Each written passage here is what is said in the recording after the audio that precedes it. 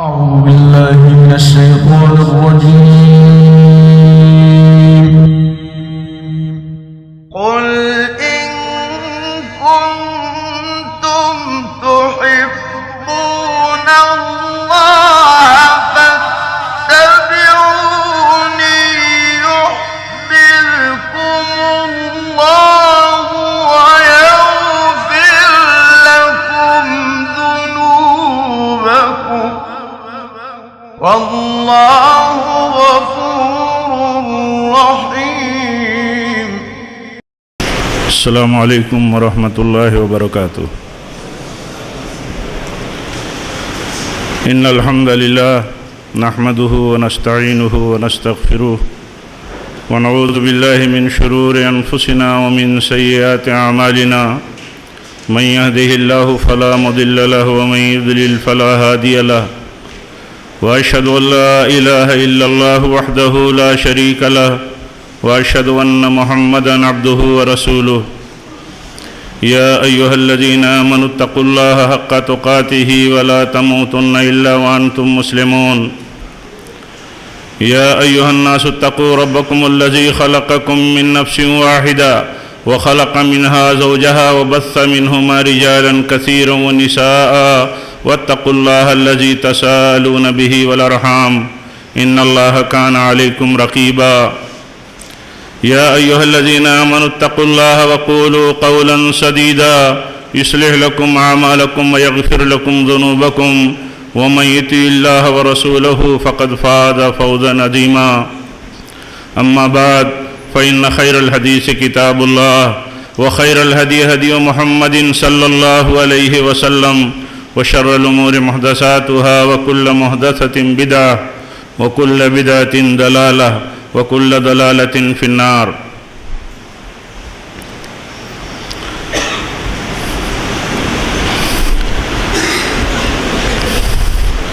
خوش تو ہیں ہم بھی جوانوں کی ترقی سے مگر خوش تو ہیں ہم بھی جوانوں کی ترقی سے مگر لب خنداں سے نکل جاتی ہے فریاد بھی ساتھ. ہم سمجھتے تھے کہ لائے گی فراغت تعلیم کیا خبر تھی کہ چلائے گا الہاد بھی ساتھ. اعظم کیمپس کے اس اسمبلی ہال میں اس باوقار اصلاح معاشرہ کانفرنس کے ہم سب کے مہمان خطیب فضیلت الشیخ یاسر جابری حفظہ اللہ، جماعت کے فاضل اور معتبر داعی اور مربی ابو زید ضمیر حفظہ اللہ، ہم سب کے ممتاز عالم داعی اور مصنف فضیلت الشیخ عنایت اللہ مدنی حفظہ اللہ، یہاں آج کی اس کانفرنس میں شریک علماء کرام، بزرگوں، عزیزوں، اسلامی ماؤں اور بہنوں،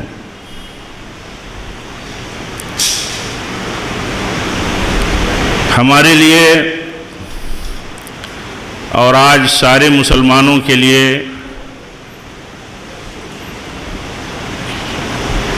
کتنے پہلوؤں کی مشکلات ہیں، کتنے مسائل ہیں، کتنے ہمارے اوپر تقاضے ہیں عقیدہ و عمل کے. بہت ساری اہم اور بنیادی باتیں ہم اپنے معتبر علماء سے اور داعیان سے سن رہے تھے اور استفادہ کر رہے تھے.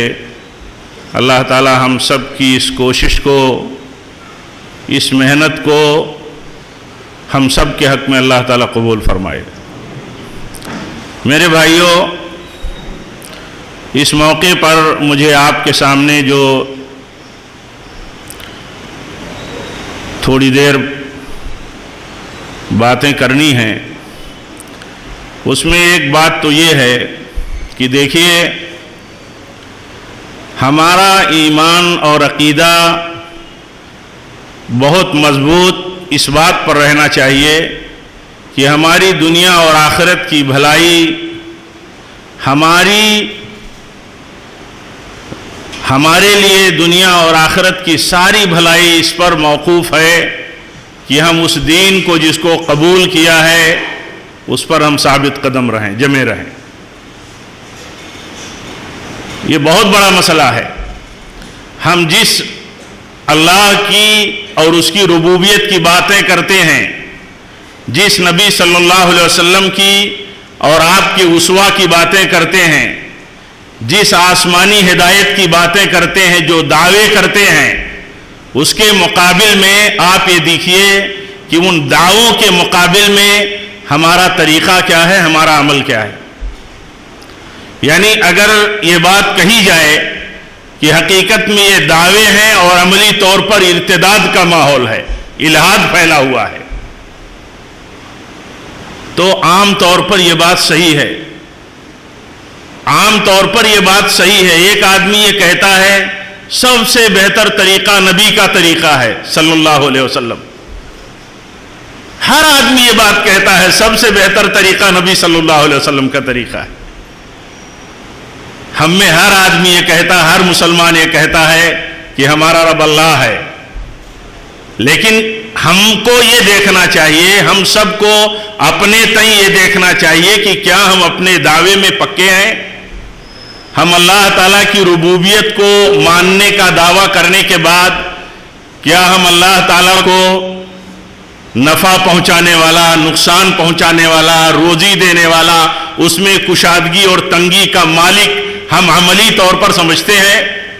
ہم اپنے عملوں میں اس بات کو لے کے چلتے ہیں کہ جو بھی نیچ اونچ ہے، جو بھی حالات ہیں، جس طرح کے بھی بدلاؤ ہیں ہمارے یہاں یا پوری دنیا میں، یہ سب ہمارے رب کی طرف سے ہے، اس میں ہمارے کرتوتوں کا، ہمارے عملوں کا دخل ہے۔ کیا ہم اس نقطۂ نظر سے سوچتے ہیں؟ یعنی بگاڑ عام طور پر اس نقطۂ نظر کے خلاف ہے۔ اسی لیے علماء کہتے ہیں کہ سب سے بڑی ذمہ داری بزرگوں کی، نوجوانوں کی، ہر ملت کے فرد کی، مرد ہو یا عورت ہو، یہ ہے کہ وہ جس طرح وہ دعوے دار ہے کہ ہمارا رب اللہ ہے، ہمارے نبی محمد الرسول اللہ صلی اللہ علیہ وسلم ہے، ایسے ہی اس کو اپنے دعوے پر ثابت قدمی دکھانا چاہیے، استقامت دکھانا چاہیے، ثابت کرنا چاہیے۔ ہر طرف بگاڑ ہے، ہر طرف بگاڑ عام ہے۔ آپ دیکھیے ہم یہاں اتنے بڑے کیمپس کے اندر اس اسمبلی ہال میں اس عظیم پروگرام سے جڑے ہوئے ہیں۔ دیکھیے ہمارے کالجز کا کیا حال ہے، ہمارے نوجوانوں کا کیا حال ہے، ہماری بیٹیوں اور بہنوں کا کیا حال ہے۔ میرے بھائیوں، یہ ان بنیادوں پر کیا جو بنیادیں اللہ تعالیٰ نے ہمیں دین کے حوالے سے دی ہیں، یا جو ہماری نسبت اللہ تعالیٰ کے دین سے، پیارے نبی صلی اللہ علیہ وسلم کی سنتوں سے اور اسلام کے اخلاقیات سے جڑی ہوئی ہیں، کیا ہم وہ چیز اپنی زندگی میں اپلائی کرتے ہیں، برتتے ہیں؟ اگر نہیں برتتے ہیں تو اس کا معنی یہ ہے کہ دین کی نسبتوں کے ساتھ اور دین کی نسبتوں کے باوجود یہ ہمارے ہاں بگاڑ عام ہے۔ بہت ساری باتیں ہم نے سنی ہیں، بہت قیمتی اور مفید اور کافی باتیں ہم نے سنی ہیں۔ ہمارے مشائخ نے بہت ساری چیزوں کو ایک طرح سے کامل اور شامل ڈھنگ سے پیش کیا ہے۔ میرے بھائیوں، بات اسی سلسلے کی یہ تکمیلی ہے یا ایک طرح سے خیر کی باتوں کا تکرار ہے۔ میں یہ کہہ رہا ہوں کہ ہم میں ہر ایک کو دیکھنا چاہیے کہ جو نسبت اور جو سلسلہ ہمارا قائم ہے اللہ کے دین سے اور پیارے نبی صلی اللہ علیہ وسلم سے، کیا وہ چیز ہم برت رہے ہیں؟ پیارے نبی صلی اللہ علیہ وسلم نے فرمایا تھا کہ سب سے برے وہ لوگ ہیں جو اپنے ماں باپ کو گالیاں دیتے ہوں۔ کوئی گالی نہیں دیتا براہ راست اپنے ماں باپ کو، اللہ ایک ہی کوئی نہایت ہی انتہائی درجے کا پستی کا شکار ہو، بگڑا ہوا ہو، شعور ہر طرح کے اخلاق اور کیریکٹر کا ختم کر چکا ہو۔ لیکن یہ کہ دیکھیے گالی دینے کا کیا مسئلہ ہے؟ گالی دینے کا مسئلہ یہ ہے کہ آدمی دوسروں کی عزت و آبرو لے، دوسروں کے ماں باپ کی عزت و آبرو پر آ جائے اور اس کی بنیاد پر اس کے ماں باپ کو گالی دیا جائے۔ اسی مفہوم میں یعنی ایک نوجوان لڑکا ہو، ایک نوجوان لڑکی ہو، کوئی مرد ہو یا عورت ہو، وہ اس طریقے اور اس کیریکٹر پر چلا جائے کہ جس کی بنیاد پر اس کے ماں باپ کو، اس کے بیک گراؤنڈ کو، اس کے دین کو، اس کی جماعت کو، اس کا جو بھی نیٹ ورک ہے سارا نیٹ ورک بدنام ہو۔ یہ بدترین لوگ ہیں۔ ہم سب کو اس نقطہ نظر سے بھی سوچنا چاہیے کہ ہمارے کیریکٹر سے، ہمارے اخلاق سے کتنے مسئلے پیدا ہوتے ہیں۔ دیکھا جاتا ہے مطلب تعلیمی مطلب سینٹروں میں اور تعلیمی ماحول میں، جہاں دنیا یہ سمجھ کر کے آتی ہے اور کمیونٹی یہ سمجھتی ہے کہ ہماری معراج کے مراکز ہیں، یہاں سے ہمیں معراج حاصل ہوگی دنیا کی ترقیات میں۔ وہاں صورتحال کیا ہے؟ وہاں صورتحال یہ ہے کہ ہر طرح کی بدعقیدگی، ہر طرح کے کیریکٹر لیس۔ اللہ تعالی ہم سب پر رحم فرمائے اور ہمارے عزیزوں پر، ہاں اللہ تعالی اور سب کو سمجھ عطا فرمائے کیسے کیسے حادثات ہیں۔ ہم اپنے کیریکٹر سے اور بد اخلاقیوں سے اور غلط طور طریقوں سے اپنے ماں باپ کو رلاتے ہیں، اپنے بھائیوں کو رلاتے ہیں، اپنی بدعملیوں اور اخلاق سے گری ہوئی حرکتوں سے، اپنے آزادانہ زندگی اور اپنے موقف سے ہم نے اتنی تکلیفیں دی ہیں کہ کمیونٹی کے ماں باپ اپنے بچوں کو تعلیمی اداروں میں بھیج کر کے جس طرح کا ان کو اس کی بنیادوں پر بہت سارے بچوں اور بچیوں کے حوالے سے جس طرح کا سامنا ہے میرے بھائیوں کہ وہ گھٹ گھٹ کر کے اپنی عزت و آبرو کا مسئلہ لے کر کے روتے ہیں۔ ہم سب کو یہ سمجھنا چاہیے، ہمارے عزیزوں کو، ہر چھوٹے بڑوں کو خاص طور پر، کہ جو لڑکا جو بچی اپنے ماں باپ کو دکھی کرے گا اور ان کی بد دعائیں اللہ نہ کرے کہ ہمارے ماں باپ، ہمارے بچوں اور بچیوں کے ماں باپ ان کے خلاف بد دعائیں کریں، آپ جانتے ہیں اگر وہ بد دعائیں کریں گے تو ان کی بد دعائیں قبول کی جائیں گی۔ اللہ کے نبی صلی اللہ علیہ وسلم نے فرمایا ہے کہ ماں باپ اپنی اولاد کے حق میں یا اپنے اولاد کے خلاف اگر دعا کریں گے یا بد دعا کریں گے تو وہ مستجاب الدعوات ہیں، ان کی دعائیں بد دعائیں سب قبول کر لی جائیں گی۔ یہ سب سمجھنے کی چیز ہے میرے بھائیو۔ آپ جانتے ہیں، سنتے رہتے ہیں، آپ کا حلقہ الحمدللہ دینی اور محاضرے کا حلقہ آپ سنتے رہتے ہیں۔ ہم سب کو برتنے کی ضرورت ہے، برتنے کی۔ آپ دیکھیے صحیح بخاری کا واقعہ ہے کہ ایک عابد، جریج عابد کے حق میں اس کی ماں، اور جب وہ بلاتی ہے اور نفلی نماز کی حالت میں وہ بیٹا جریج اپنی ماں کی بات پر دھیان نہیں دیتا، اس الجھن میں ہے کہ کیا کروں، ماں کی سنوں یا عبادت پوری کر لوں، یہ نفلی نماز پوری کر لوں۔ اب ماں ناراض ہو کر کے بار بار بلاوے کے بعد بد دعا کرتی ہے تو دیکھیے اس کی بد دعا قبول ہو جاتی۔ وہ بد دعا کرتی ہے کہ اے اللہ، جریج کو اس وقت تک موت نہ آئے جب تک یہ کسی بیسوا اور بدکار عورت کی سازش کا شکار نہ ہو جائے۔ کس حال میں تھا وہ نوجوان؟ وہ عابد کس حال میں تھا؟ لیکن بد دعا کی ماں نے بد دعا لگ گئی اس کو۔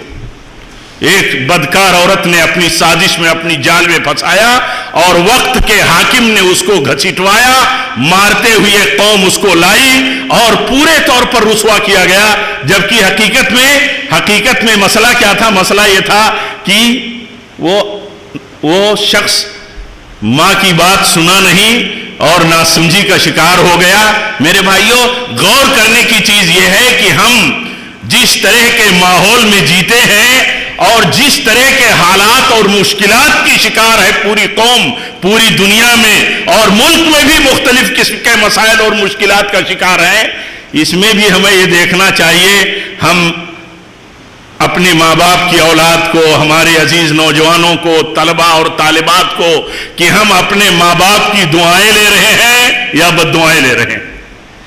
فساد اور بے دینی کا ماحول عام ہے۔ یہ بے دینی کا ماحول دلوں کی اصلاح سے درست ہوگا، ہمارا دل درست ہوگا تو ہمارے عمل درست ہوں گے۔ ابھی آپ سن رہے تھے شیخ اپنے مہمان سے کہ جب تک ہمارے عقیدے نہیں درست ہوں گے، ہمارے عمل نہیں درست ہوں گے۔ اور ہمارے عملوں سے ہماری اندرونی بھی اصلاح ہوگی. یہ ساری چیزیں تفصیل طلب ہیں اور بہت تفصیل سے آپ سن رہے تھے. تو یہ سب چیزیں دیکھنے کی ضرورت ہے اور اس طرح تجزیہ کرنے کی ضرورت ہے کہ ہمارا اندرونی کتنا درست ہے, پھر بیرونی کتنا درست ہے, اور ہم اندر اور باہر سے کتنا درست ہیں, اور جو حالات ہیں ہمارے اس میں ہمارا رول کیا ہے, ہمارا نسبت, ہمارا تعلق اللہ سے کتنا ہے, عقیدے سے کتنا ہے, ماں باپ کی ہم دعائیں کتنی لیتے ہیں. میں نہیں سمجھتا الا من رحم ربک عام طور پر آج جو نئی جنریشن ہے یہ عام طور پر آج اس کا معاملہ کیا ہے, وہ اس کے ماں باپ کتنے خوش ہیں. میں نہیں سمجھتا کہ عام طور پر صورتحال بہت ہی خراب ہے. آج بچیاں تعلیمی ماحول میں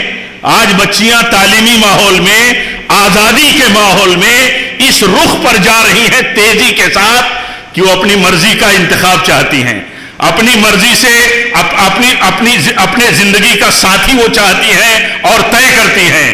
کیا انہیں یہ نہیں معلوم کہ ان کا یہ فیصلہ ان کے ماں باپ کے لیے, ان کے بیک گراؤنڈ کے خاندان کے لیے اور ان کی عزت و آبرو سے جڑے ہوئے رشتہ داروں کے لیے کتنا بھاری ہے؟ بہت بھاری ہے. پیارے نبی صلی اللہ علیہ وسلم کے دین اور طریقے کی بنیادی مخالفت ہے کہ کوئی بھی عورت اور کوئی بھی لڑکی اپنی مرضی سے اپنی زندگی کا ساتھی اور شوہر نہیں منتخب کر سکتی.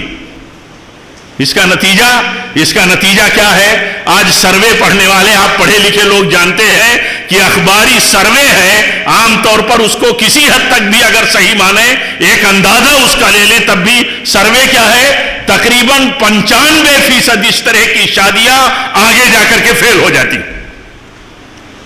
یہ بے دینی کا انجام ہے.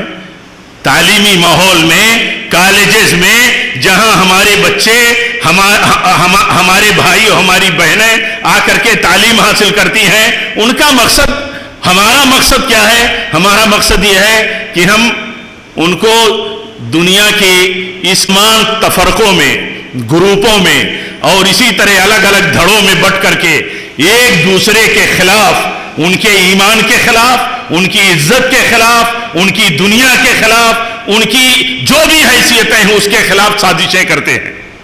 اللہ کے نبی صلی اللہ علیہ وسلم نے ڈرایا تھا اور آپ نے تنبیہ فرمائی تھی کہ دیکھو تمہارے پاس جب دنیا آئے گی تو یہ حرکتیں مت کرنا. آپ نے فرمایا تھا صحابہ کرام کے سامنے ایک موقع پر کہ بتاؤ جب تمہارے پاس قیصر و کسریٰ کی حکومتیں فتح ہو کر کے تمہارے قدموں کے نیچے آ جائیں گی تو تم کیا کرو گے؟ تو صحابہ کرام نے کہا جیسے آج ہم اللہ کے فرما بردار ہیں ایسے ہم کل بھی رہیں گے, دنیا چاہے جس طرح کی آ جائے. اللہ کے نبی نے فرمایا تھا نہیں, اس کے بعد جب دنیا آئے گی تو تم ایک دوسرے کے خلاف بغض, کینہ, سازش اور ان کے خلاف دشمنی, عداوت, یہ سارے کام کرو گے. میرے بھائیوں, یہ چیز ہمیں دیکھنے کی آج ضرورت ہے کہ ہم کلمہ پڑھنے والے بھائی, سارے مسلمان ایمان اور اللہ کی کتاب کی نسبت سے جو بھائی ہیں, مسلمان آپس میں کتنا بٹا ہے, اور بٹنے کے بعد, اس جرم کے بعد, اس تقسیم اور گروپ بندی کی اس بنیاد کو جس نے ہم کو اور پورے دین کو انتہائی درجے تک کا نقصان پہنچایا ہے, پوری قوم کو, پوری مسلمانوں کی جماعت کو. میرے بھائیوں, اس سلسلے میں ہمارا اپنا طریقہ کیا ہے, موقف کیا ہے, عام طور پر عملی ہمارا طریقہ کیا ہے؟ ہمارا طریقہ یہ ہونا چاہیے کہ ہم اللہ کے دین اور اس کی کتاب کی نسبت پر, ایمان کی نسبت پر, اللہ اور اس کے رسول کی نسبت پر, کلمے کی بنیاد پر ہم سارے کے سارے لوگ بھائی, ہم سب ایک دوسرے کو بھائی سمجھیں, اور بھائی ماننے کے بعد اپنے بھائیوں میں جو بھی بگاڑ ہو, عقیدے کا بگاڑ ہو, اخلاق کا بگاڑ ہو, عمل کا بگاڑ ہو, طریقے کا بگاڑ ہو, فرقہ وارانہ گروپ بندیوں کا بگاڑ ہو, بھائی سمجھ کر کے اپنے بھائی کی اصلاح کریں. ہمارا یہ طریقہ ہونا چاہیے. اگر ہم نے بنیادی طور پر بھائی اس کو سمجھا جو ہمارے مسلک کا, ہمارے نیٹ ورک کا, ہمارے مشن کا آدمی ہے, تو ہم نے اپنا رشتہ اور اپنا بنیادی تعلق کھو دیا. ہمارا بنیادی تعلق کس سے ہے؟ اللہ کی کتاب سے ہے. ایک موقع پر اللہ کے نبی صلی اللہ علیہ وسلم نے فرمایا تھا حضرت ابو بکر رضی اللہ تعالیٰ عنہ کے بارے میں کہ ابو بکر تو اللہ کی کتاب اور اس کے دین کی نسبت پر میرا بھائی ہے. یہ بھائی بھائی کا رشتہ اللہ کی کتاب اور دین کی بنیاد پر ہو. لیکن ہم یہ جانتے ہیں اللہ نے پیشین گوئی کی، نبی صلی اللہ علیہ وسلم نے تفصیلات کے ساتھ پیشین گوئیاں فرمائی کہ میری امت میں بگاڑ کتنا پیدا ہوگا، اور بگاڑ کے لیے اصلاح کا حکم دیا اور اصلاح کرنے والوں کی تعریف فرمائی اور ان کو مبارکباد دی، ان کی ڈیوٹی دی. اس کا معنی یہ ہے کہ بگاڑ کے بیچ میں اپنے بھائیوں میں جو بھی بگاڑ ہے بھائی سمجھ کر کے ان کی اصلاح کی فکر ہونی چاہیے، بھائی سمجھ کر کے. اور جب بھائی سمجھ کر کے اصلاح کی فکر کرے گا آدمی تو گالی دے کر کے نہیں کرے گا، تانا دے کر کے نہیں کرے گا، لعنت بھیج کر کے نہیں کرے گا، درد کے ساتھ کرے گا. اس کا درد یہ ہوگا کہ ہمارا بھائی ہے عقیدے سے منحرف ہو گیا، ہمارا بھائی ہے نبی کے طریقے سے منحرف ہو گیا، سمجھ رہا ہے سب سے بہتر طریقہ ہمارے نبی کا طریقہ ہے، اس کے باوجود دوسرے طریقے پر چلا گیا. اب اس کو فکر سے اور اس کو درد سے لا کر کے اصل نبی کے طریقے پر لانے کی ضرورت ہے. یہ بھائی بندی کا سب سے بڑا حق ہے. انما المؤمنون اخوہ فاصلحوا بین اخویکم. اپنے بھائیوں کے بیچ میں، دو بھائیوں کے بیچ میں کسی قسم کا فساد، کسی قسم کا بگاڑ ہو اس کی اصلاح کرو. بھائی ہیں تمہارے، میرے بھائیوں یہ ماحول رہنا چاہیے، اس ماحول میں کام کرنے کی ضرورت ہے. آپ جانتے ہو کہ ہم سب کا، پورے مسلمانوں کا آج خاص طور پر اس بیک گراؤنڈ میں جس میں ہم جی رہے ہیں کتنا بڑا مسئلہ ہے. لیکن اس ماحول میں جو لوگ جس مطلب تقسیم کے باوجود ایک دوسرے کے خلاف جس نقطۂ نظر اور جس انداز سے کام کرتے ہیں، ہم پڑھے لکھے لوگ، ہمارا نوجوان طبقہ، ہمارا شارپ طبقہ اسٹوڈنٹ کا، بچوں اور بچیوں کا اچھی طرح سمجھتا ہے کہ صورتحال کتنی بگاڑی جاتی ہے. میں خالی اتنی بات کہتا ہوں آپ کو کہ امت میں گروپ بندی اور فرقہ بندی جن مسائل اور ایشوز پر ہے، آپ دیکھیے وہ سارے ایشوز نبی صلی اللہ علیہ وسلم کے طریقے کے نہیں ہیں، وہ بعد کے سب پیداوار ہیں. جو بعد کے ایشوز پیداوار ہیں ان ایشوز پر ہم گروپ بندیاں کیسے کر سکتے ہیں؟ اللہ تعالیٰ فرماتا ہے وَاعْتَصِمُوا بِحَبْلِ اللَّهِ جَمِيعًا وَلَا تَفَرَّقُوا. وَاعْتَصِمُوا بِحَبْلِ اللَّهِ جَمِيعًا وَلَا تَفَرَّقُوا. سارے کے سارے مسلمان اللہ سے ڈرو جیسے اللہ سے ڈرنا چاہیے، اور سارے کے سارے لوگ ایک ہو کر کے مل جل کر کے اللہ کی رسی کو مضبوطی سے تھامو. یاد کرو تم کل دشمن تھے لیکن اللہ کے دین کی بنیاد پر سب بھائی بھائی ہو گئے. پیارے نبی صلی اللہ علیہ وسلم فرماتے تھے، آپ فرماتے ہیں تم سب اے اللہ کے بندے ہو، تم سب اللہ کے بندے ہو تو سب بھائی بھائی رہو، بھائی بھائی. اور بھائی بھائی کے بگاڑ میں اصلاح کا کام کرو. اصلاح کا کام ضروری ہے، اصلاح کا کام. اور ہم میں ہر آدمی کو یہ سمجھنے کی ضرورت ہے، یہ میسج اور پیغام عام کرنے کی ضرورت ہے کہ منفعت ایک ہے، اس قوم کی نقصان بھی ایک ہی، سب کا نبی، دین بھی، ایمان بھی ایک، حرم پاک بھی، اللہ بھی، قرآن بھی ایک. کیا بڑی بات تھی ہوتے جو مسلمان بھی ایک. فرقہ بندی ہے کہیں اور کہیں ذاتیں ہیں، کیا زمانے میں پنپنے کی یہی باتیں ہیں؟ میرے بھائیو اس چیز کو عام کرنا چاہیے. فرقہ بندی اور گروپ بندی کیسے پیدا ہوئی، کن مسائل پر پیدا ہوئی، ان میں ہم سب کو فکر کرنے کی، اپنی اصلاح کی اور اپنے اصلاح کے کام کرنے کی ضرورت ہے. اور اس میسج، یہ سماج میں بگاڑ، یہ معاشرے کا اصلاح جو اخلاقیات سے متعلق ہے، بے دینی سے متعلق ہے، اور عقیدے کے بعد سب سے بڑا مسلمانوں کے ہاں جو فساد ہے وہ گروپ بندی اور فرقہ بندی کا ہے. میرے بھائیوں اس کی فکر کرنے کی ضرورت ہے. مسلمانوں کا سب سے بڑا ٹارگیٹ عقیدے کی اصلاح، اور اس کے بعد دوسرا سب سے بڑا ٹارگیٹ سارے مسلمان بھائی بھائی ہیں. یہ ایک ہو کر کے رہیں، اور ان میں اگر کسی قسم کا بگاڑ اور فساد ہے تو بھائی ہو کر کے اپنے بھائی کی اصلاح کی فکر کریں. اللہ تعالی ہم سب کو اس کی توفیق عطا فرمائے. اب اس موقع پر میں ان ذمہ داروں کا، ان نوجوانوں کا جو اس اصلاح معاشرہ کانفرنس میں شریک اور متعاون ہیں، اور آپ سب کا اور اپنے سارے علماء کا، اللہ تعالیٰ سب کے لیے میں دعا کرتا ہوں کہ رب العالمین ہم سب کی کوششوں کو تو قبول فرما. ربنا تقبل منا انک انت السمیع العلیم. اور یہ بھی دعا کرتا ہوں کہ رب العالمین ہم سب کو یہ یقین دے، یہ ایذان دے ہر چھوٹے بڑے کو کہ دنیا اور آخرت کی سربلندی اور عزت اللہ تعالیٰ نے ہم مسلمانوں کے لیے اپنے دین میں رکھی ہے. یہ یقین اللہ تعالیٰ ہمارے دلوں میں پیدا کرے. ہم سب اس کے لیے اللہ سے دعا کریں اور استقامت پر، جس دین کی ہم نے جس دین سے اپنے آپ کو جوڑا ہے اس دین پر ہم ثابت قدم رہیں، توحید پر اور منہج پر، اور دائیں بائیں نہ بھاگیں، دائیں بائیں نہ بھاگیں، سیدھے اللہ تعالیٰ کی اتاری ہوئی راہ صراط مستقیم پر جمے رہیں، اس کے لیے استقامت کے لیے اللہ سے دعائیں بھی کرتے رہیں۔ اللہ تعالیٰ ہم سب کو ثابت قدم رکھے، جب تک ہم زندہ رہیں اللہ تیری اطاعت و فرما برداری پر رہیں، جب بھی ہماری موت ہو تو اللہ تیری اطاعت و فرما برداری پر اور تیرے نبی صلی اللہ علیہ وسلم کے طریقے پر ہو۔ وآخر دعوانا ان الحمد للہ رب العالمین، والسلام علیکم ورحمۃ اللہ وبرکاتہ۔